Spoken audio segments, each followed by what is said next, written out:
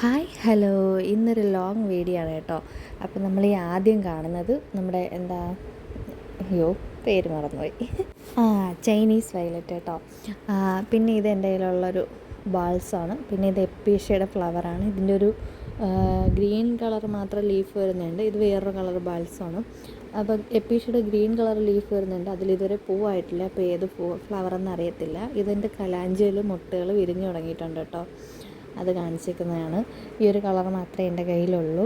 പിന്നെ എൻ്റെ കയ്യിലുള്ള കുറച്ച് കോളിസ്, അഗ്ലോണിമ അങ്ങനെയുള്ള ചെടികളുടെ കളക്ഷൻസാണ് കേട്ടോ ഇത്.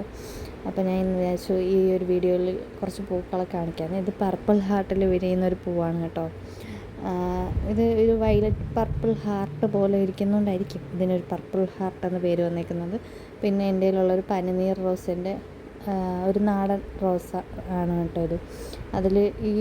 ഇതിൽ പ്രൂൺ ചെയ്ത് നിർത്തിയതിന് ശേഷം നല്ല രീതിയിൽ എല്ലാ സ്റ്റെമ്മുകളിലും ഇങ്ങനെ പൂവ് വിരിയുന്നുണ്ട് കേട്ടോ. തോനെ എൻ്റെ കയ്യിലുള്ള ഡയാന്തസിൻ്റെ കുറച്ച് കളക്ഷൻസാണ്. എല്ലാത്തിലും ഒന്ന് പൂവ് വിരിഞ്ഞ് കഴിഞ്ഞിട്ടുണ്ട്. ഇതിനിടയിൽ ഒരെണ്ണം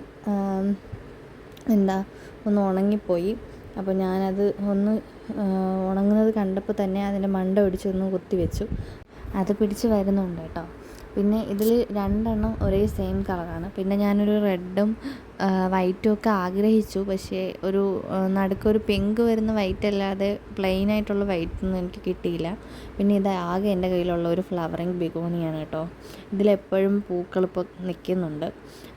വെയിൽ അത്യാവശ്യമുള്ള സ്ഥലത്ത് നിൽക്കുമ്പോൾ എനിക്ക് തോന്നുന്നത് നല്ല രീതിയിലൊന്ന് വളർന്നു വരുന്നുണ്ട്. പിന്നെ ഇതെൻ്റെ കയ്യിലുള്ള പെൻഡാസ്. ഇനി 2 കളർ കൂടി എനിക്ക് കിട്ടിയിട്ടുണ്ട് കേട്ടോ. പക്ഷെ അതിലൊന്നും ഫ്ലവറായിട്ടില്ല. ഒരു ലൈറ്റ് വയലറ്റും ഒരു ലൈറ്റ് പിങ്കും ആണെന്ന് തോന്നുന്നു. പിന്നെ ഇത് നമ്മുടെ ഇതാണ് കേട്ടോ, ഏഞ്ചലോണിയ പ്ലാന്റ്. അപ്പോൾ അതിൽ ഒരു വൈറ്റും ഒരു വയലറ്റും എൻ്റെ കയ്യിലുണ്ട്. ഇനി എല്ലാം എൻ്റെ സ്റ്റാർസീനയുടെ കളക്ഷനാണ് കേട്ടോ. ഇത് യെല്ലോ, ഓറഞ്ച് മാംഗോ യെല്ലോ, പിന്നെ ഇത് ലെമൺ യെല്ലോ, അങ്ങനെ ഇതിലെല്ലാം നിറയെ പൂക്കളായി നിൽപ്പുണ്ട്. ഇപ്പോൾ നല്ല ഭംഗിയുണ്ട് ആ ഒരു സൈഡ് കാണാനായിട്ട്. എല്ലാത്തിലും ഫ്ലവറായി നിൽക്കുമ്പോൾ നല്ല രസമുണ്ട് കേട്ടോ. ആ ഒരു സൈഡ് മൊത്തം ഇപ്പോൾ സ്റ്റാർസീനയുടെ ഫ്ലവേഴ്സാണ് ഇങ്ങനെ നിറഞ്ഞു നിൽക്കുന്നത്. ഇതിൻ്റെ ഇടയിൽ 10 മണികളും നിൽപ്പുണ്ട്. പക്ഷേ അത് ഇങ്ങനെ വലിയ അട്രാക്ഷൻ ആയിട്ട് നിൽക്കുന്നില്ല. 10 മണീന് കുറച്ച് അട്രാക്റ്റീവായിട്ട് നടണം. പിന്നെ ഇതിൽ ഒരു വൈറ്റ് ഇപ്പോൾ ലാസ്റ്റ് കാണിച്ച ആ ഒരു വൈറ്റ്, ഇത് ഗാർഡനർ എല്ലിയുടെ കയ്യിൽ നിന്ന് ഞാൻ വാങ്ങിച്ചതാണ് കേട്ടോ. ബാക്കിയെല്ലാം ത്രേസ്യമ്മ ആൻറ്റിയുടേതാണ്.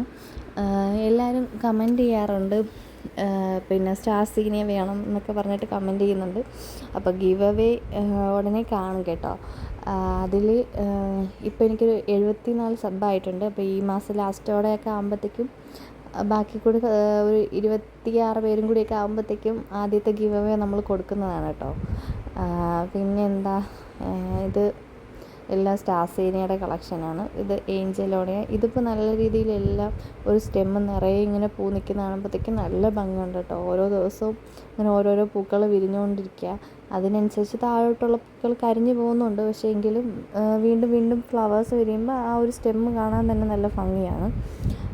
നല്ല രസമുണ്ട് ഇങ്ങനെ കാണാൻ. ഇതിൻ്റെ ബാക്കി ഒരു കളറ് അത്രയ്ക്ക് ഒന്നും മെച്ചപ്പെട്ട് വരുന്നില്ല.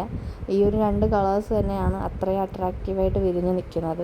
വേറെ കളേഴ്സൊന്നും ഇതുവരെ വിരിഞ്ഞിട്ടില്ല.